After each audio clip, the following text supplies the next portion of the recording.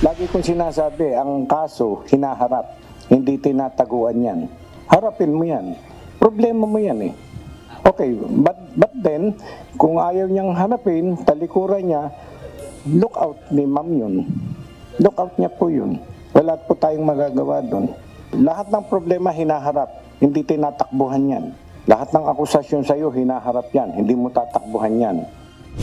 Walang Vice President Sara Duterte na dumating sa tanggapan ng National Bureau of Investigation ngayong araw. Sa ikalawang pagkakataon, hindi na naman sumipot si VP Sara at tanging kanyang legal counsel ang nagpakita sa opisina ng NBI, dala ang liham mula sa Vice Presidente. Ayon kay NBI Director Jaime Santiago, mauunawaan naman nila kung talagang abala ang Vice Presidente sa trabaho.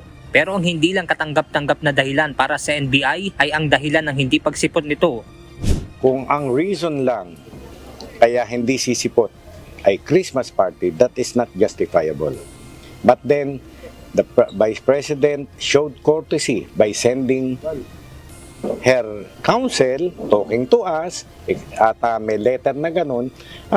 Enough na sa akin yun. Hindi na ako masyadong parang kumbagay mapil na parang napagwalang bahala. At dahil hindi nakadalo sa tanggapan ng National Bureau of Investigation si VP Sara, magsesentro na lang ang investigasyon ng NBI sa mga hawak nilang ebidensya.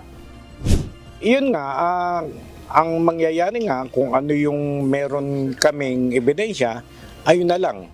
Ganun na nga po. Siyempre, di ba? Pagka inaakusahan ka, hindi ka sumagot, your silence condemns you. At para naman mabigyan ng pagkakataon na makuha ang panig ng Vice Presidente, nakahanda na maghintay ang NBI hanggang sa katapusan ng Disyembre.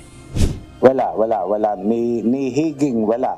Sa akin lang nanggaling yun na while we are studying this for that period, no, itong hanggang end nitong December, ay biglang dumating si VP, welcome po. Pero wala kaming hindi namin siya nire-require, hindi namin hinihingi, hindi sila nagpasabi. Wala po. Akin lamang po yun, kadugtong po yun ng due process at ng courtesy namin sa Vice President.